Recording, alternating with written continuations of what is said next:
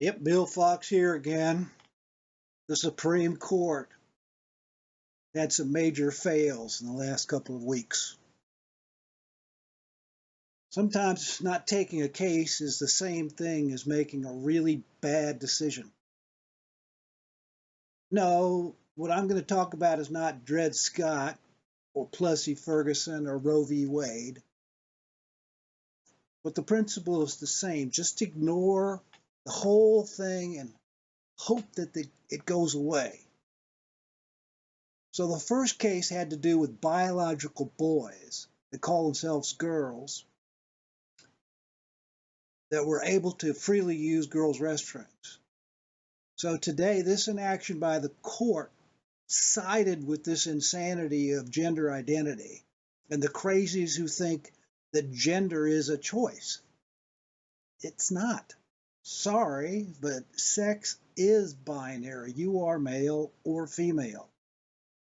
Yeah, for a tiny fraction of mutations, there's this phenomenon called being a hermaphrodite, but even that is really pseudo-hermaphrodites, where there's some mixture of sex organs.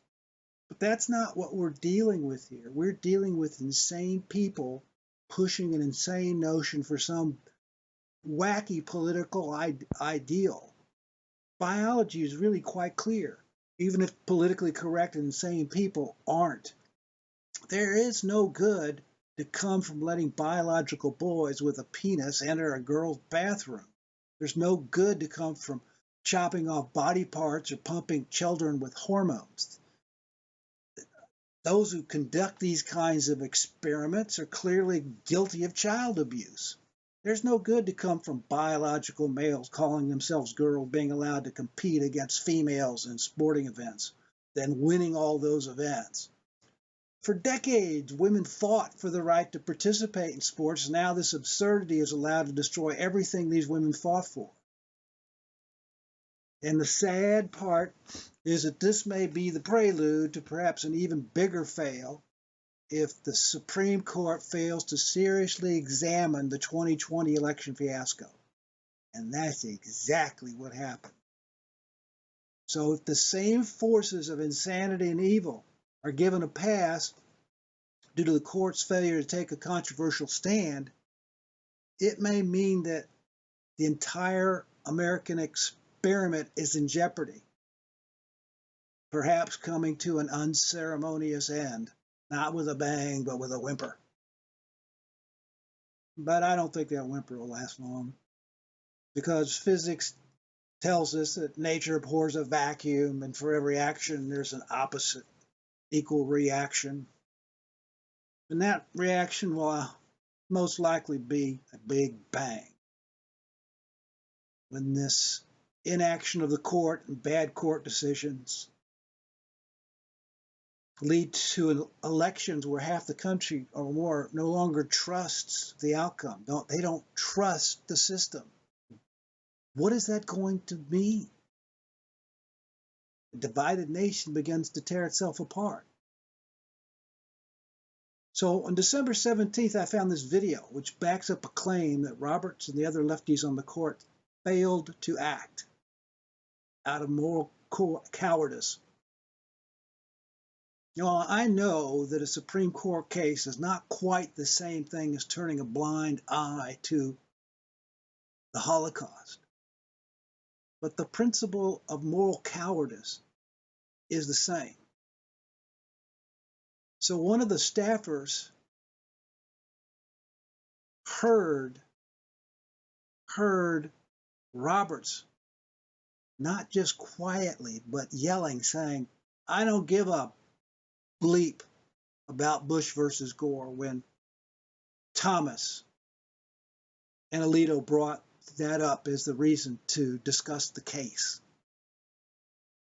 At that time, we didn't have riots. Yeah, riots. So what? Why riots?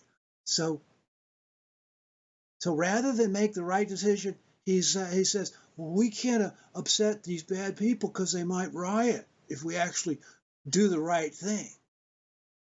So let's listen to this discussion line that talks, it was written by someone who's a current staffer for one of the Supreme Court justices.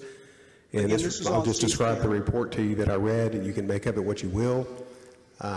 He said that the justices, as they always do, went into a closed room to discuss, cases they're taking or do debate. There's no phones, no computers, no nothing. No one else is in the room except for the 9 justices. It's typically very civil.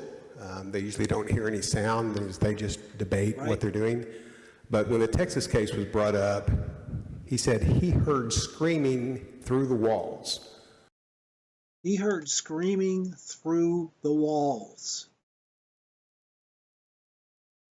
The words that were heard through the wall when Justice Thomas and Justice Alito were citing Bush versus Gore from John Roberts were, I don't give a about that case. I don't want to hear about it.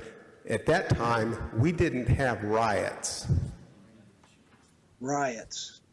So what he was saying was that he was afraid of what would happen if they did the right thing. And I'm sorry, but that is moral cowardice. Yep. Moral cowardice. That's our Supreme Court. That's our Congress. That's most of the media oligarchs in social and mainstream media who bow to China. That's America today. That's America today.